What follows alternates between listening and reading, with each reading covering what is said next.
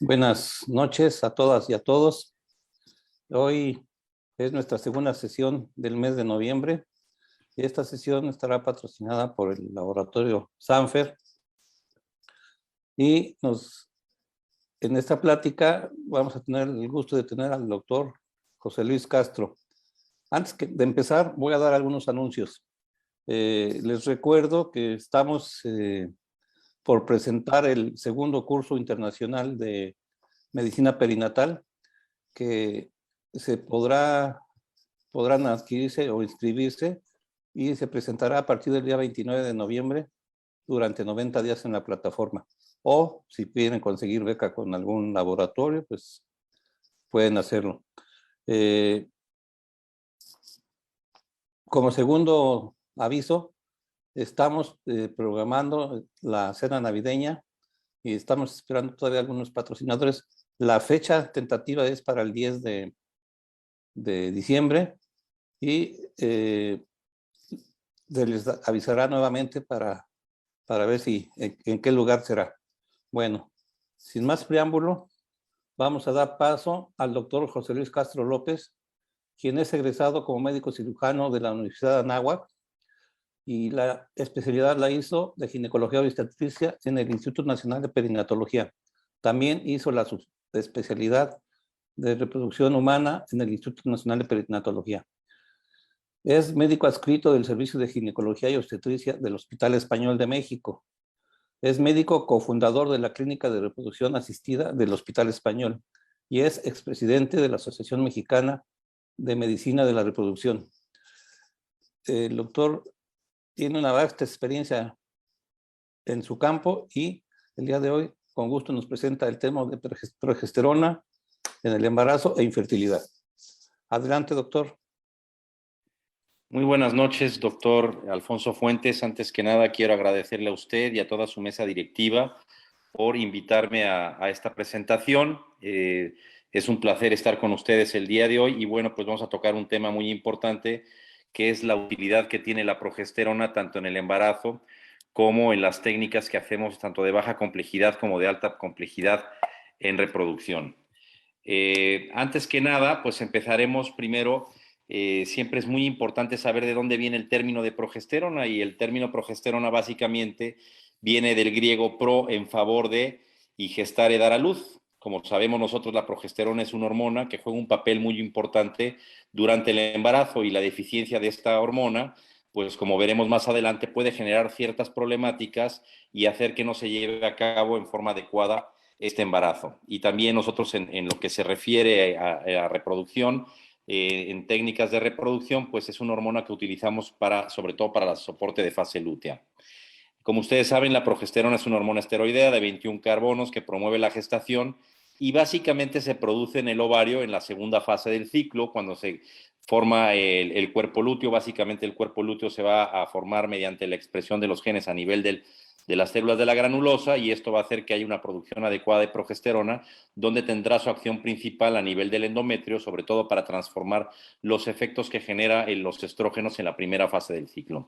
Una vez existiendo el embarazo, a partir de las 8 semanas de gestación, también ustedes saben, el control del manejo de los niveles de progesterona van a estar dados principalmente por la placenta.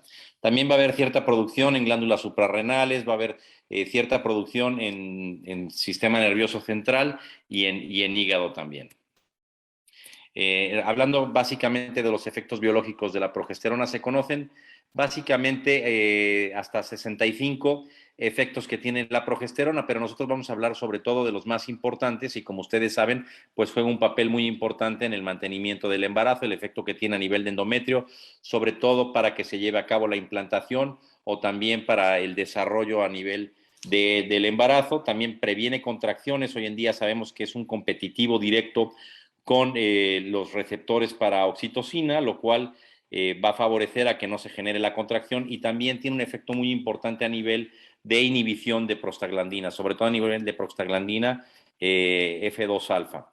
También hablábamos sobre la importancia que tiene a nivel de la implantación, tiene un efecto antimineralocorticoide, transforma el endometrio, hablábamos en relación a lo que sería la fase lútea, el campo en relación a los efectos que tiene el endometrio en la segunda fase, y bueno, pues eso también tiene un efecto importante, sobre todo para prevención de cáncer de endometrio, que no es el tema en esta ocasión. También inhibe una nueva ovulación, y bueno, pues básicamente también tiene un efecto antiandrogénico. Entonces, a veces también para esas pacientes que tienen problemas de síndrome de ovario poliquístico, vamos a ver que también tiene un efecto muy importante. Ustedes aquí pueden ver su efecto importante a nivel de acción en lo que sería el endometrio. Observen cómo en la primera fase del ciclo, en la fase proliferativa, aquí tenemos una fase proliferativa temprana, todavía podemos ver algunos eritrocitos. Observen cómo son glándulas pequeñas, ovoideas, que no tienen secreción en el interior. En algunos puntos se pueden observar mitosis. Y sin embargo, aquí podemos ver en esta otra foto, bajo los efectos de lo que sería la progesterona, observen ustedes cómo se alargan las glándulas. Estas glándulas ya tienen cambios a nivel de presencia en su interior de secreción, y bueno, pues básicamente se ve representado aquí el efecto en relación a los cambios por la progesterona. Las utilidades clínicas en relación a lo que sería infertilidad y obstetricia, pues vemos que juega un papel muy importante en los tratamientos de prevención de parto pretérmino. También hoy en día juega un papel muy importante en pérdida repetida de la gestación y en aborto, en los tratamientos de infertilidad, en soporte de fase lútea, o aquellas pacientes que tienen algún problema de síndrome de ovario poliquístico, para quitar ese efecto hiperestrogénico. También en endometriosis se ha visto que también se puede utilizar. Hoy en día, más que la progesterona, hay algunas progestinas que se utilizan para controlar esta enfermedad. También en aquellas pacientes que tienen problemas de hiperprolactinemia, o pacientes que tienen problema de hipotiroidismo, que tienen alteraciones a nivel de fase lútea, también se puede utilizar. Y bueno, pues en climaterio, ya saben ustedes, las progestinas para anticoncepción, o en mastopatía fibroquística. Antes de pasar directamente a las patologías, vale la pena hablar sobre las presentaciones que existen de progesterona y cuál sería la mejor opción. La opción intramuscular es una buena opción, se adquieren niveles séricos de excelente calidad. Sin embargo, tarda más en llegar al órgano blanco, que en este caso sería el endometrio, y como ustedes saben, pues tiene alguna cuestión en relación a que es dolorosa, es necesario que alguien aplique la inyección, y bueno, pues puede generar inclusive abscesos o reacción alérgica a nivel del glúteo. A nivel oral, es muy cómoda la administración. Es poco efectiva cuando hablamos de progesterona natural como tal, tiene una baja biodisponibilidad, y bueno, pues genera muchos efectos secundarios como náusea, irritabilidad, efectos neurovegetativos, y no tiene una absorción adecuada. A pesar de ser micronizada la progesterona, no tiene tantos efectos adecuados. Sin embargo, por vía vaginal es una excelente opción, es efectiva, es cómoda la administración, aunque hay que explicarle perfectamente a las pacientes cómo debe ser su aplicación. Casi no genera irritación, se evita el primer paso a nivel de útero, de hígado, por su aplicación. A veces puede ser un poco incómodo para las pacientes, pero si uno explica adecuadamente, lo pueden aplicar sin ningún problema, y bueno, pues tiene excelentes resultados. Sabemos que la reducción de las partículas mediante la técnica de micronización aumenta su disolución, y bueno, pues con los vehículos lipofílicos que hay hoy en día se obtiene mejor absorción. Sin embargo, por vía oral todavía la absorción no es adecuada, como platicábamos. Aquí podemos observar en relación a un proceso que se llama difusión progresiva, donde se aplica por vía vaginal, y bueno, pues hay estudios que han demostrado que su efecto a nivel de órgano blanco, que en este caso sería el endometrio, de 1 a 4 horas se puede ya obtener buen resultado, y obtener excelentes cambios a nivel del endometrio, cambios tanto de tejido como cambios moleculares, como cambios en la gran mayoría de la expresión de los genes, como serían el OXA10 y el OXA11. La administración diaria por vía oral de 100 miligramos puede producir niveles plasmáticos muy similares a los por vía oral, pero ya platicábamos sobre la dificultad en relación a efectos secundarios, y que se requiere de mayor dosis para obtener excelentes resultados en esta situación. Es por eso que se recomienda más la vía vaginal. Obviamente, con el fin de superar los problemas de absorción, se han desarrollado diferentes presentaciones, y bueno, pues hoy en día se obtiene bastante absorción, excelente absorción, cuando se hace por vía vaginal. Vía oral disminuye la biodisponibilidad, se aumenta el metabolismo hepático, aumenta los metabolitos y efectos colaterales, y se requiere, como ya platicábamos, de mayor dosis. También existen otras situaciones como es la transdérmica, que en México todavía no la tenemos, sublingual, vía rectal o vía nasal, que también se pueden llegar a utilizar con menos efectos secundarios. Aquí hay algún estudio que demuestra que cuando se da por vía intramuscular se obtienen excelentes resultados a nivel de suero comparado con la vía vaginal. Sin embargo, cuando uno hace el análisis a nivel de tejido, observen ustedes cómo hay mejores resultados y hay mejor cantidad cuando se hace la evaluación y cuando se da por vía vaginal que cuando se da por vía intramuscular. Aquí hay algunos estudios que demuestran que la progesterona oral, cuando hablamos de reproducción, tiene un reducido efecto en el porcentaje de la implantación del embrión y también, bueno, pues que tiene menos efectos comparados la vía oral contra la vía intramuscular. Sin embargo, la vía intramuscular, recordemos que es una inyección que tiene un aceite intramuscular, que hay mayor dolor, hay mayor riesgo de absceso. Sin embargo, también se pueden obtener buenos resultados. A veces se aplica cada tercer día. Hay algunas dosis que se dan semanal o que se dan diariamente y hay que prevenir si requiere de aplicación especial, de tener buena técnica para evitar obviamente la formación de abscesos, ¿no? Básicamente recordar los efectos benéficos que tienen en relación a limitar la producción de prostaglandinas. Ya hablábamos del efecto importante que tiene a nivel de inhibir los receptores de oxitocina. Y bueno, pues también se ha visto que tiene un efecto que previene la apoptosis en las membranas fetales, disminuye el riesgo de ruptura prematura de membranas, que a veces es uno de los problemas en el embarazo, y también tiene un efecto a nivel de protección de ascenso de bacterias de vagina hacia las membranas, lo cual disminuye también el riesgo de ruptura prematura de membranas. Mejora el flujo sanguíneo a nivel de útero y de placenta. Hay algunos estudios que se han realizado en pacientes embarazadas donde se da progesterona y se hace una medición y se observa que hay mejores flujos en estas pacientes cuando se les administra progesterona. Una de las patologías donde se utiliza la progesterona y donde en general hay muchos estudios que demuestran su efecto benéfico es en relación a la pérdida gestacional recurrente. Sin embargo, hoy en día hay algunos cambios en relación a la definición de pérdida repetida de la gestación. Ya no se llama pérdida gestacional recurrente, sino se llama pérdida repetida de la gestación.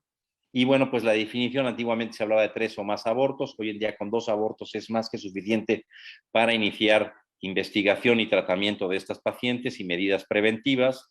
Esto ha cambiado de acuerdo a las últimas guías de la R. Y bueno, pues recordar que el aborto es la terminación del embarazo antes de la semana 20. Es lo que antiguamente se hablaba, hoy se habla hasta la semana 24, a pesar de que hay instituciones que se pueden lograr fetos de más de 20 semanas. Sin embargo, la definición ha variado y es a partir de las 24 semanas de gestación. Y se habla de iniciar el tratamiento a partir de la segunda pérdida porque es muy probable que haya más probabilidad de tener una tercera pérdida cuando esto ha sucedido. Entonces, aquí ya se pueden tomar medidas de acción en relación a preventiva y en relación a investigar, hacer pruebas de tratamiento, de exámenes de laboratorio para ver qué es lo que está sucediendo. ¿Qué tipos de exámenes de laboratorio? Bueno, pues hay que descartar la mayoría de los factores y uno de los puntos importantes a descartar es el aspecto endocrinológico. Es importante medir niveles de TSH.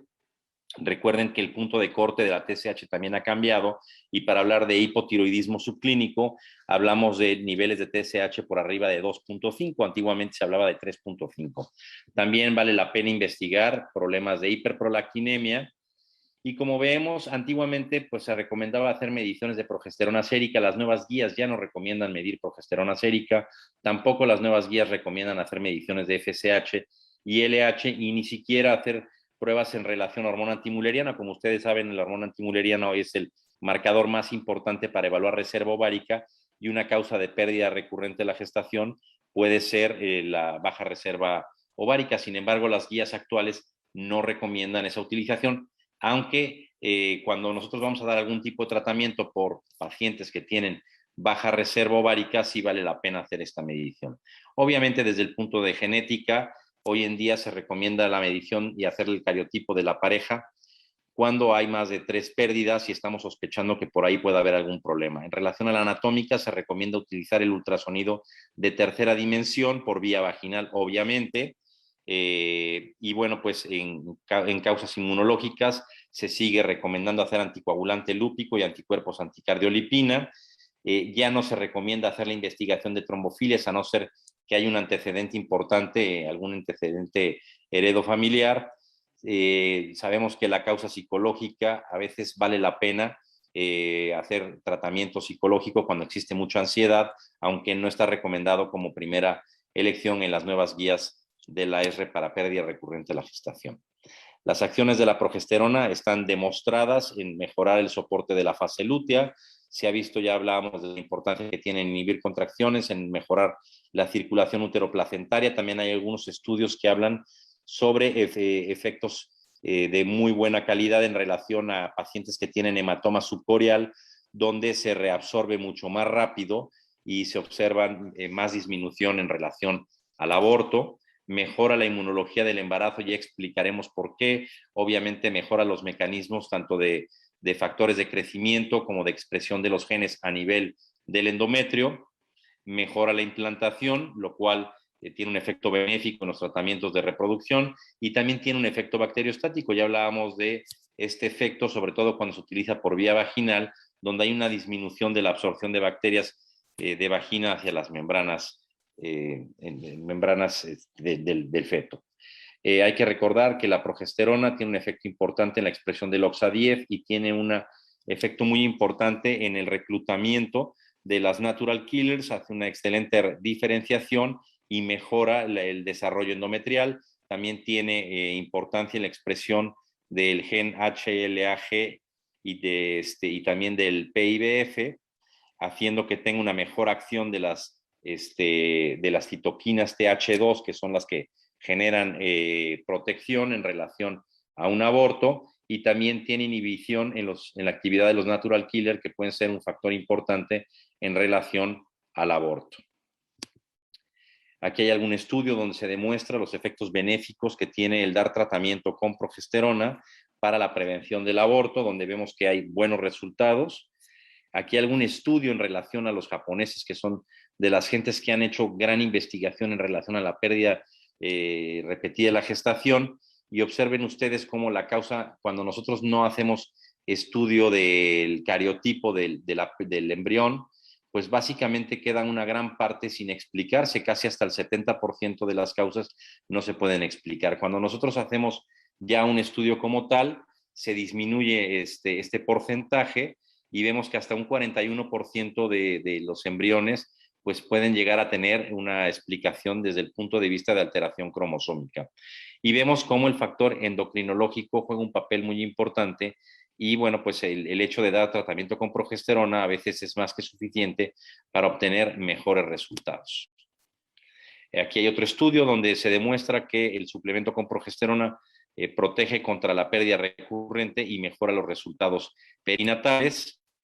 Obviamente se asocia a un aumento en el volumen de la placenta y se asocia también a que haya mejor expresión de los genes a nivel de endometrio, obteniendo mejores resultados. Sin embargo, no todos los estudios demuestran esto que estamos diciendo, y vale la pena que ustedes den una revisada. Este estudio es el estudio PROMISE, es un estudio aleatorio, un estudio donde se hizo en varios centros. Ustedes pueden ver todos estos centros, y básicamente pues se concluyó, es un doble ciego, que no, en realidad en todos los casos se obtienen los resultados que se dicen cuando se da tratamiento preventivo en aquellas pacientes con pérdida recurrente con progesterona.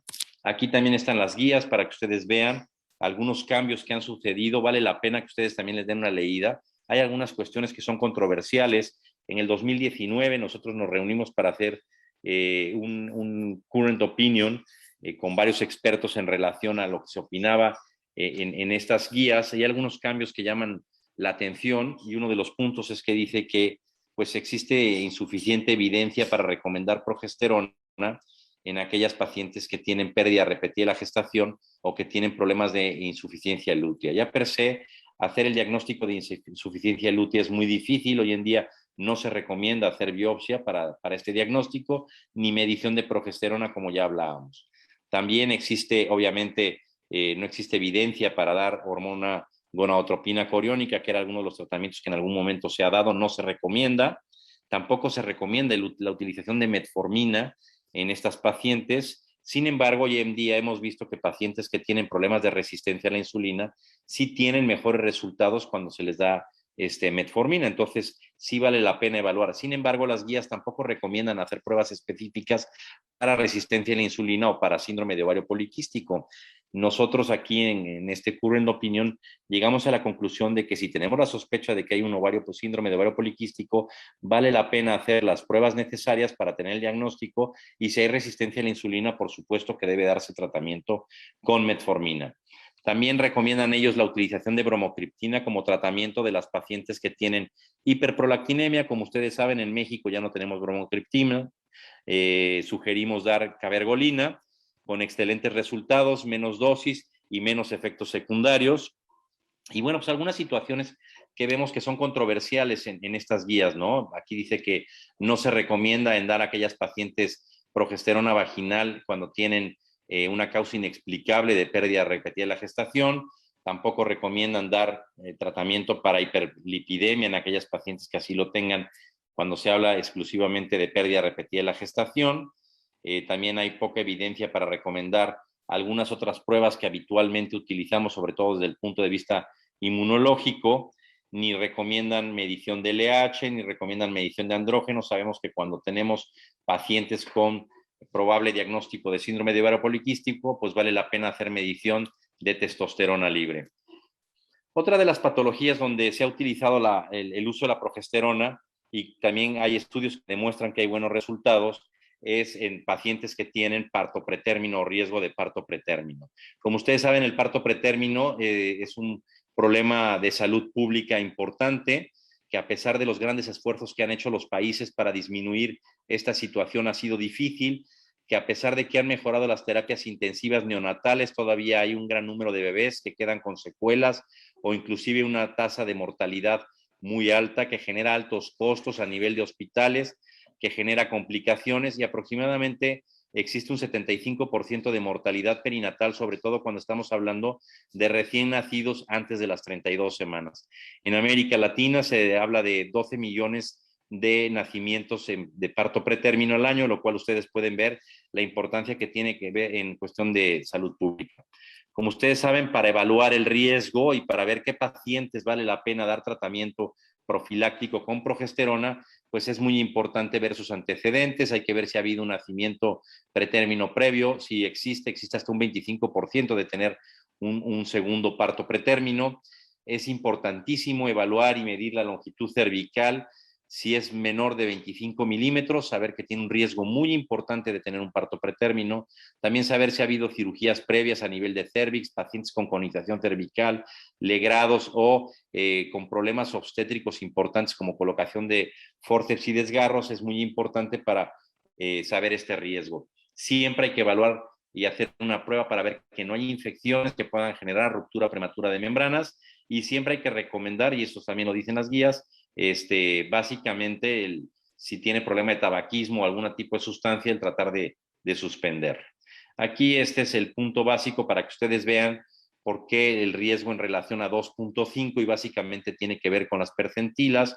Observen ustedes cómo a partir de la disminución de 35 ya empieza a haber un incremento importante en relación al riesgo de parto pretérmino, pero el punto de cohorte lo tenemos básicamente, como ustedes pueden ver aquí, en 2.5. Si ustedes tienen alguna paciente después de las 18 semanas con una medición de menos de 2.5, tiene hasta un 70-80% de probabilidad de tener un parto pretérmino. Entonces es fundamental, estas pacientes que hemos detectado que tienen riesgo, el estar haciendo medición cervical. ¿Cada cuánto habría que hacer medición cervical? Se recomienda hacer, dependiendo de la medida que tengamos, si es una medida más de 30 milímetros, cada 3 semanas, si es una medición de menos de 30 milímetros, inclusive cada 15 días. Aquí algunas imágenes donde podemos observar que no nada más, también a veces es la disminución de lo que sería el tamaño del canal cervical, sino también la invasión de las membranas o el funneling a través del canal cervical, que incrementa el riesgo de que estas pacientes puedan tener una ruptura prematura de membranas o inclusive que se puedan salir las membranas y puedan tener una dilatación importante. En muchas ocasiones, inclusive aparte de la utilización de progesterona, puede ser necesario la aplicación de alguna medida extra, como es la colocación de un cerclaje. Y bueno, pues aquí podemos observar cómo una medición normal de más de 40 milímetros a las 24 semanas tiene un porcentaje muy bajo de tener un problema en cuestión de parto pretérmino, y en la parte de abajo una medición a las 25 semanas que se encuentra en la percentila 5, que sería de 21 milímetros, pues tiene un riesgo muy importante de tener una ruptura prematura de membranas. Recordar que también a veces se puede utilizar la fibronectina. Es una prueba que tiene una validez de 7 días. Ustedes saben, básicamente nos va a hablar sobre el riesgo que tiene esta paciente de tener un parto pretérmino. Cada vez se utiliza menos por el costo y por la dificultad de la toma. Sin embargo, tiene una sensibilidad del 77% y una especificidad hasta del 87% a los 7 días. Si esto lo juntamos con una medición cervical, pues podemos tener hasta una probabilidad de evaluar un parto pretérmino hasta más del 92%. Y estas pacientes se pueden ver muy beneficiadas si nosotros damos progesterona. Aquí hay algunos estudios donde se demuestra que el dar progesterona, observen ustedes con placebo en rojo, y cuando se da caproato de hidroxiprogesterona para prevención de parto pretérmino, observen ustedes como con placebo se tienen mayor probabilidad de tener un parto pretérmino antes de las 37 semanas, inclusive antes de las 35 y antes de las 32.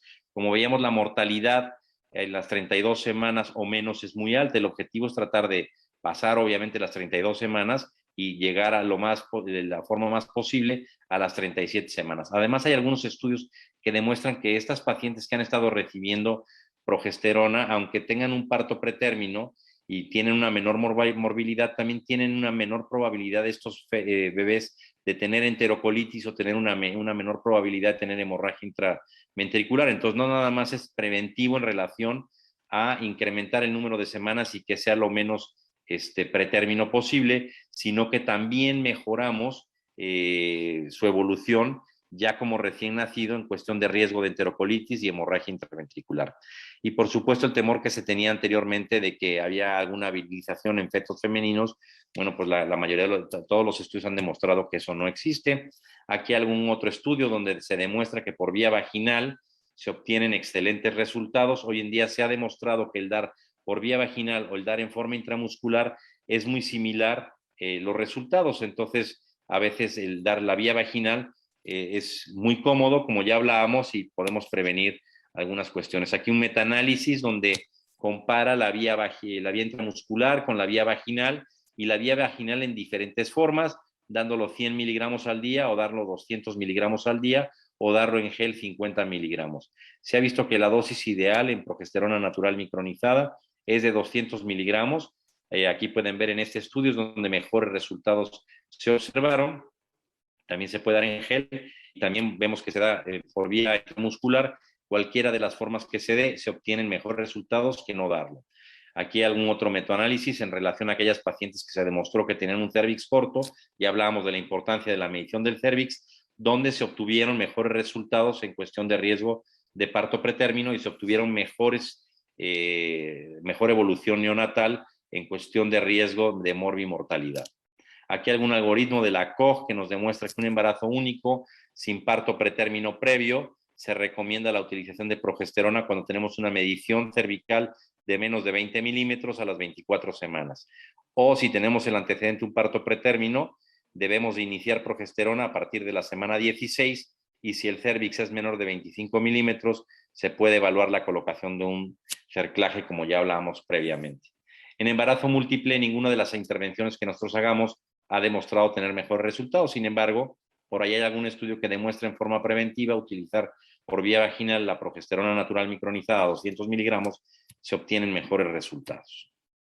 También aquí es algún boletín del American College donde demuestra lo que hablábamos en relación a que aquellas pacientes que tengan un cérvix corto entre las 16 y las 24 semanas tendrán un excelente beneficio en relación a parto pretérmino cuando se utiliza progesterona natural micronizada 200 miligramos previo a que esto suceda. En el embarazo múltiple, pues obviamente sabemos que son embarazos que tienen tendencia a ser prematuros. El 10% de los partos pretérminos van a ser por gemelares. Sin embargo, vale la pena también el utilizar progesterona en estos casos. Sin embargo, no todos los estudios, y a mí me gusta siempre presentar los estudios que demuestran el efecto benéfico y también los estudios que no demuestran ese efecto benéfico. Y aquí tenemos otro estudio que es el Optium, donde también es un estudio multicéntrico, donde se hizo en varios centros con doble ciego, y a pesar de hacer este estudio, pues no se logró demostrar realmente que el dar progesterona en forma profiláctica en estas pacientes que tenían alto riesgo tuvieran mejores resultados. Tampoco demostró que los resultados fueran peores, sin embargo, no se pudo demostrar esos efectos benéficos. Este estudio se hizo básicamente para determinar que la utilización de progesterona vaginal reducía el parto pretérmino. Ya hablábamos de que era multicéntrico. Los criterios de inclusión eran pacientes con parto pretérmino que tuvieran alguno de los riesgos que ya hablamos.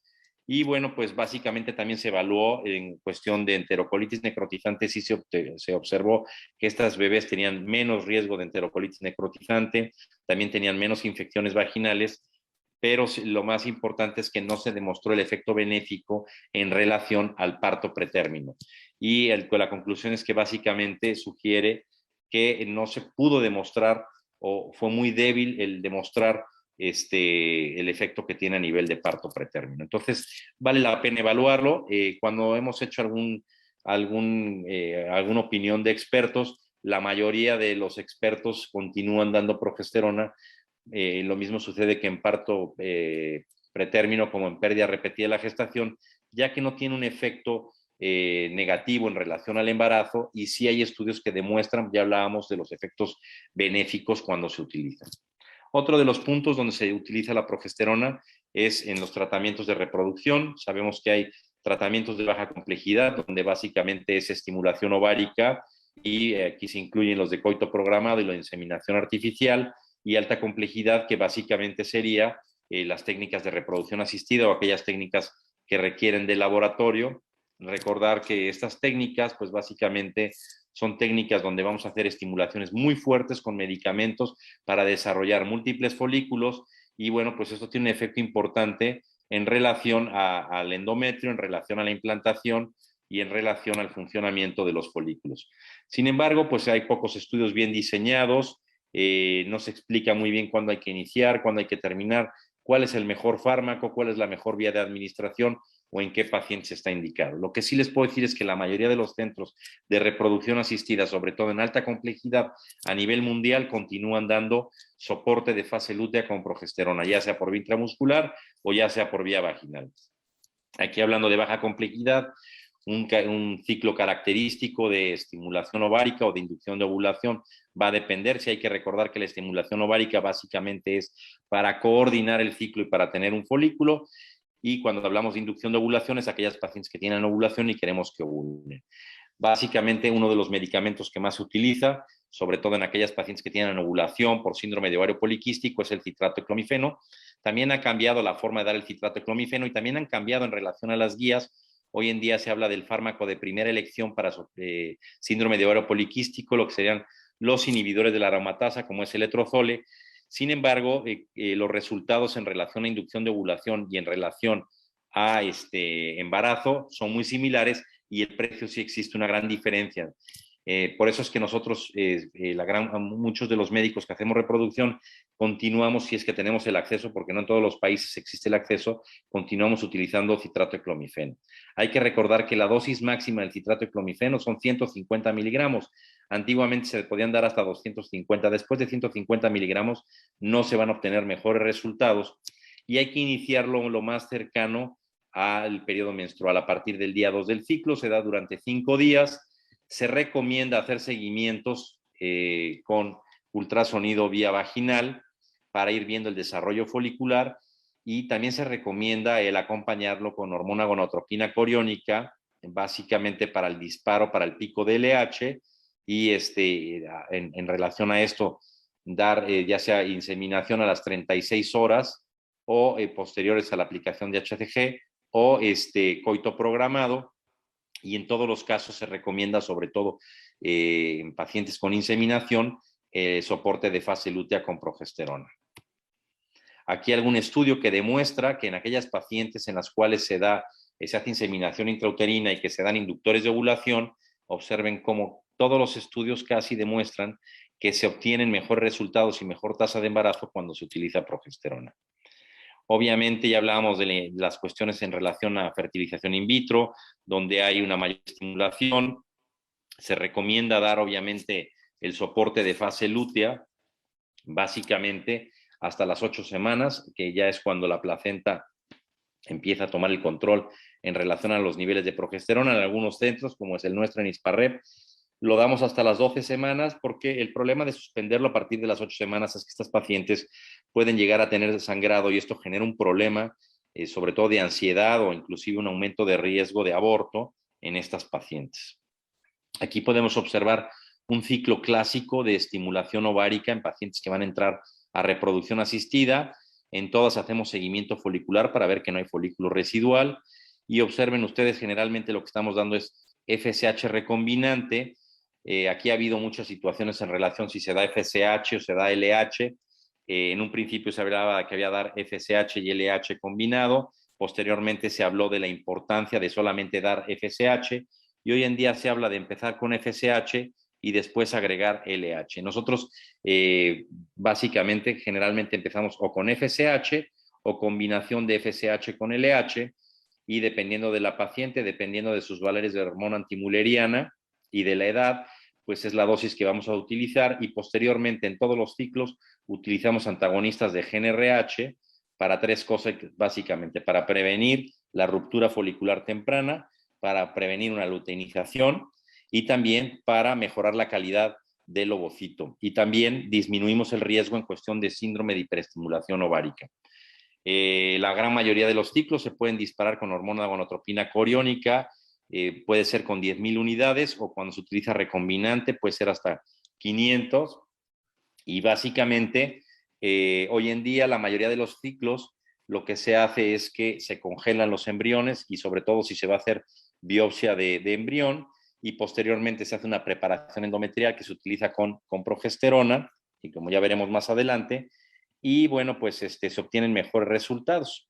Sin embargo, si el ciclo va a ser en fresco, hay que recordar que también hay una desincronización entre lo que sería el endometrio y lo que sería el desarrollo folicular. Hay que recordar que esos cuerpos lúteos son inestables porque no es una ruptura natural, sino es una ruptura que realizamos con una aguja, y para ello vale la pena utilizar progesterona si vamos a hacer una transferencia en fresco. Obviamente la progesterona mejora la receptividad endometrial y bueno, pues optimiza todas las cuestiones en relación a la segunda fase del ciclo. ¿Y cuándo se debe utilizar? Pues básicamente cuando hacemos la aspiración folicular, y durante cuánto tiempo, ya hablábamos entre 8 y 12 semanas. Aquí algún estudio donde habla que a pesar del empirismo que existe en el tratamiento de la fase lútea, la progesterona sigue siendo de gran utilidad en este tipo de pacientes.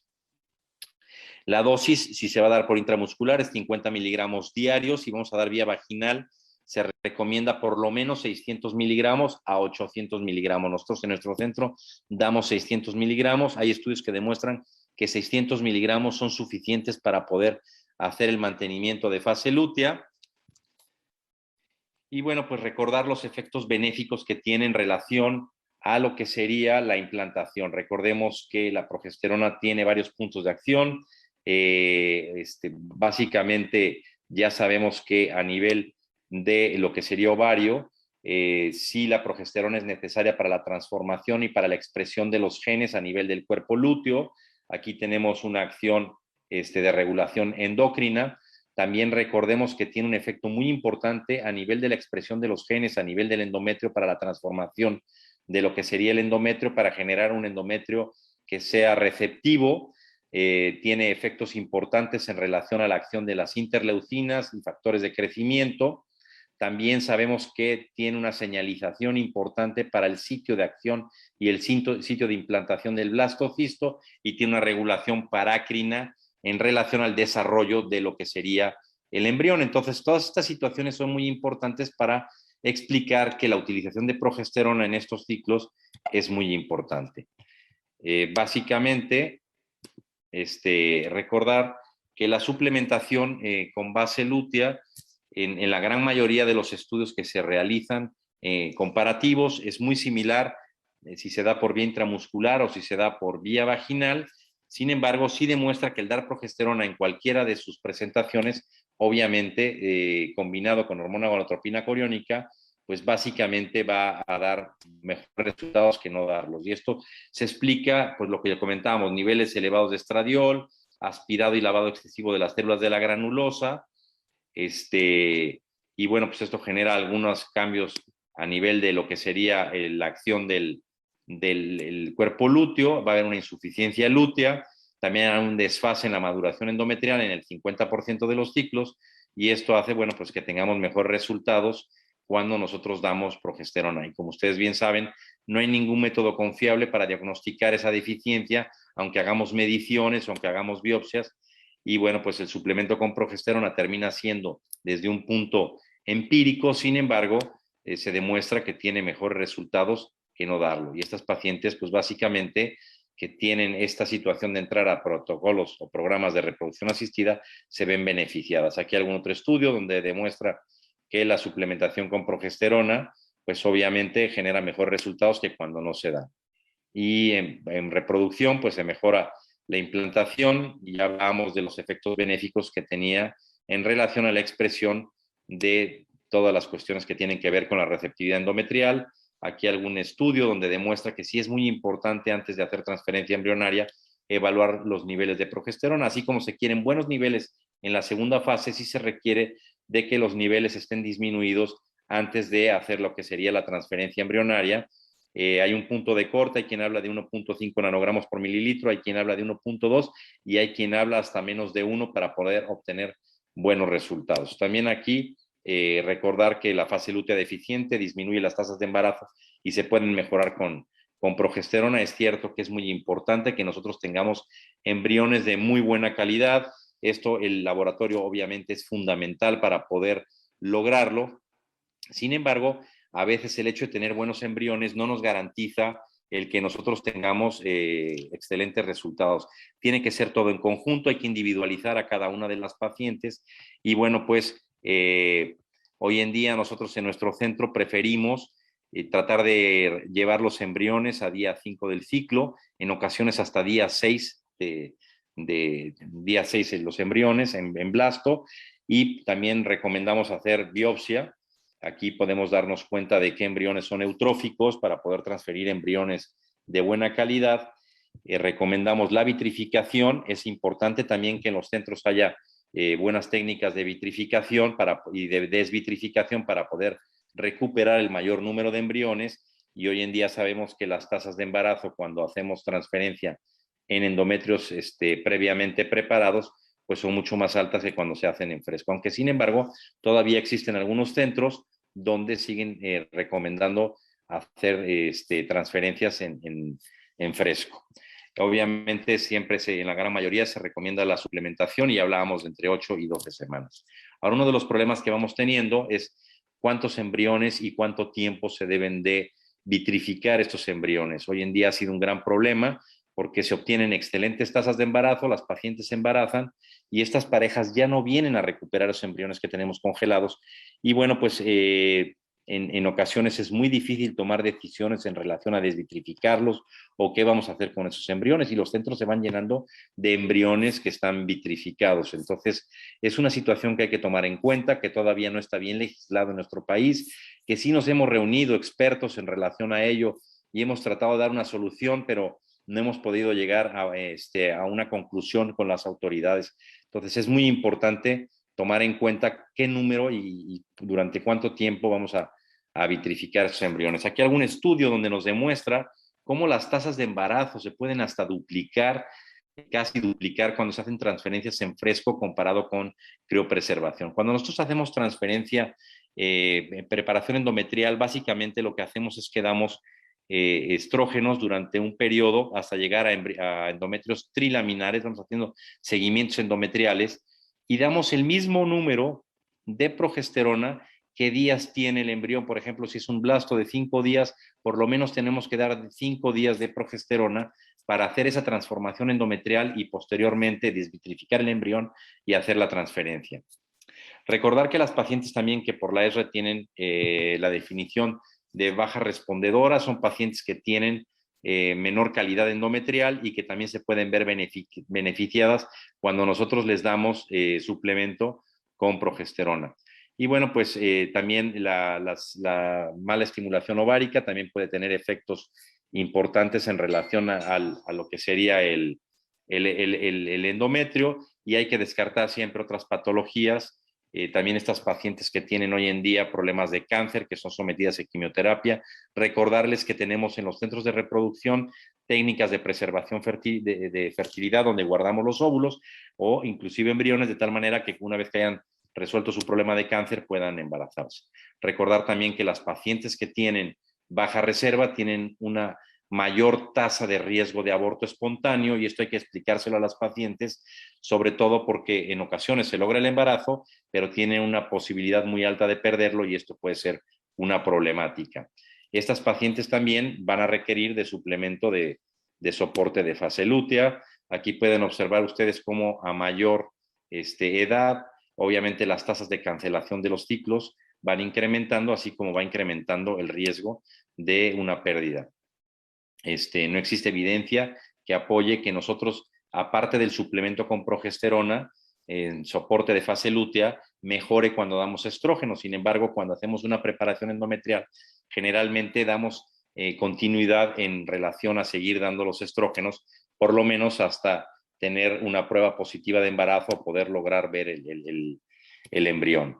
También, obviamente, en los programas que hacemos de ovodonación, en el cual hoy en día pues, ya no es necesario sincronizar la donante con la receptora, sino que primero podemos estimular a la donante, sacar los óvulos, fecundarlos con el esperma del esposo y posteriormente vitrificarlos, hacer una preparación endometrial donde vamos a requerir del uso de progesterona y posteriormente hacer la transferencia. Se obtienen hoy en día muy buenos resultados. Es otra opción que tienen aquellas pacientes que tienen baja reserva ovárica. Sin embargo, pues otra de las problemáticas es hasta qué edad.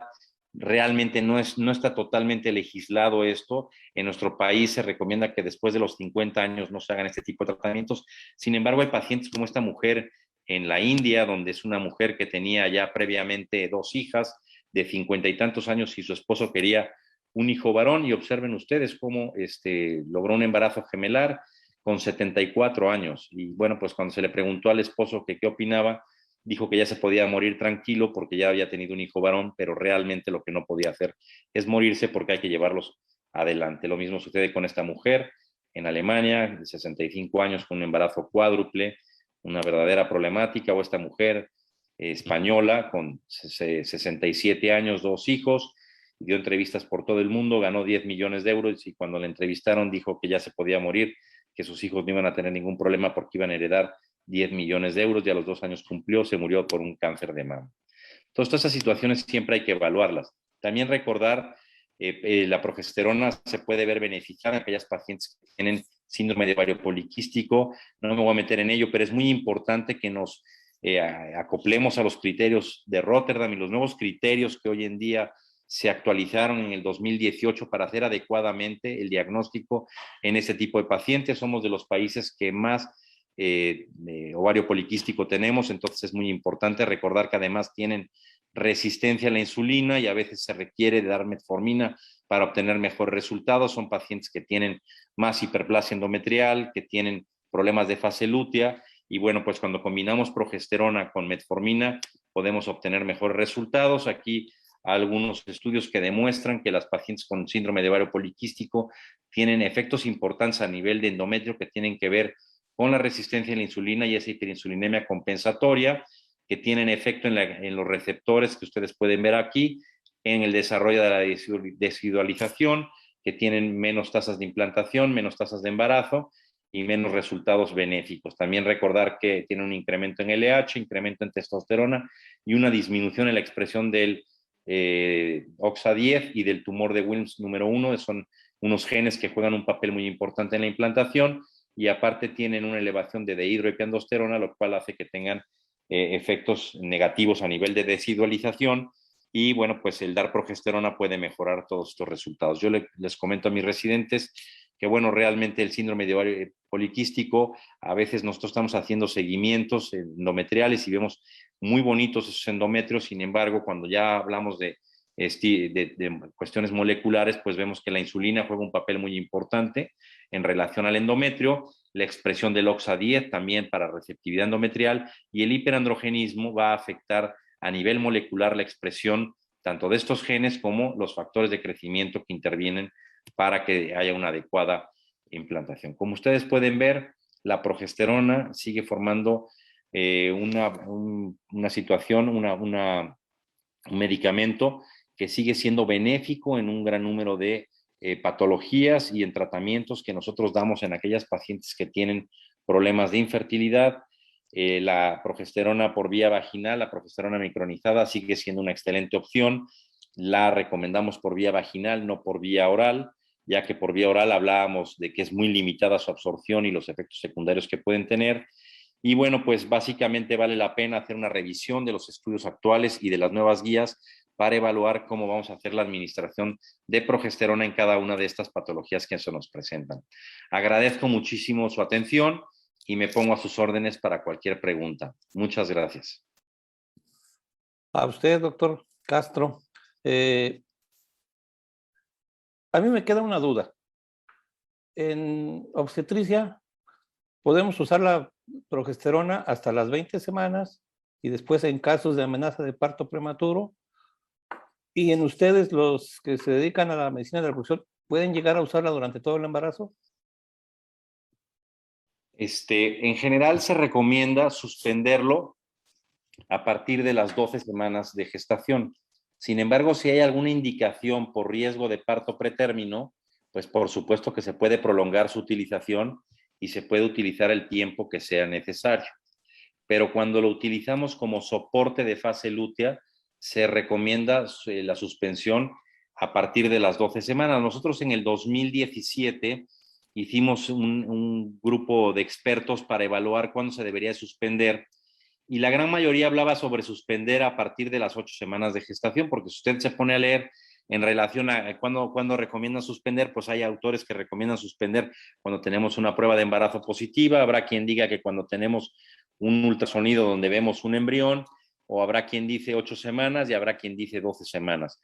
La verdad es que el prolongarlo hasta las 12 semanas no genera ningún efecto negativo en relación al embarazo, y sin embargo sí reduce el riesgo de sangrado, entonces recomendamos suspenderlo a las 12 semanas. Ahora, si hay un riesgo de parto pretérmino, se puede prolongar todo el embarazo y en teoría no debería de pasar absolutamente nada. Perfecto. Le hago esta pregunta porque hace días vi una paciente jovencita de 25 años que ya contaba con 3 pérdidas recurrentes y me llega con 6 semanas de embarazo, angustiada por temor a otra pérdida. La manejamos con progesterona hasta la semana 16, le quiero decir, y a la semana 28 empezó a hacer amenaza de parto prematuro, se la agregamos otra vez, por 3 semanas más, se dio el cuadro y logramos llegar a la semana 37 sin ningún problema. Ya después de la 37 suspendimos todo y tuvo un parto normal, hasta eso fue parto normal. Entonces, y ahorita me puso a dudar, ¿cómo es posible que en obstetricia primero lo podamos usar hasta las 12 semanas o 16 y en pacientes que han sido inseminadas o en alta complejidad llegar a usar la progesterona durante todo, bueno, por lo menos hasta las 37 semanas, me imagino? Sí, Sí, mire, básicamente cuando la usamos para soporte de fase lútea, pues se supone que después de las 12 semanas ya no hay una indicación como tal, porque ya la placenta acaba de tomar el control en relación a la progesterona. Pero lo que usted dice es muy real. O sea, si tenemos una paciente que tiene un riesgo de tener un parto prematuro, o que tiene sangrado, o que tiene alguna situación, pues vale la pena prolongarlo. Y por supuesto que a partir de las 37 semanas, pues ya no se recomienda seguirla dando, ¿no? Porque ya ahí ya no habría ninguna indicación como tal. Pero bueno, si uno lo analiza, pues sí se podría dar todo el embarazo, ¿no? Sí, más Aunque que las nada. guías recomienda suspenderlo a las 12 semanas. siendo puristas. Exactamente, así es, doctor. Bueno, pero mi paciente además tenía la desventaja de haber sido ella nacida por parto prematuro también, entonces teníamos todo en contra. Y bueno, pues se llegó a lograr hasta 37 semanas. Muy bien, doctor Castro. Bueno, el Colegio de Obstetricia y Ginecología de Quintana Roo agradece al doctor José Luis Castro López el haber impartido esta didáctica y excelente plática, y nos veremos para la próxima, si se puede, de manera presencial, doctor. Lo esperamos aquí en Cancún y estamos a sus órdenes. Doctor Fuentes, agradezco muchísimo su invitación. Les mando a todos un fuerte abrazo y ojalá y pues se dé la posibilidad de que pronto ya podamos estar ahí en forma presencial, dando un paseo ahí por Cancún, que es tan hermoso. Claro. Les mando un fuerte abrazo a todos mis amigos ahí de Cancún y estamos en contacto, y cualquier duda, aquí pongo mi correo y con mucho gusto estamos para resolver cualquiera de sus dudas. Muchas gracias por la invitación, doctor. A usted, doctor. Buenas noches. Buenas noches. Y también damos gracias a Laboratorio Sanfer por patrocinio de esta charla. También damos las gracias a Ideas Marketing por la transmisión de la plática. Y para todos, buenas noches.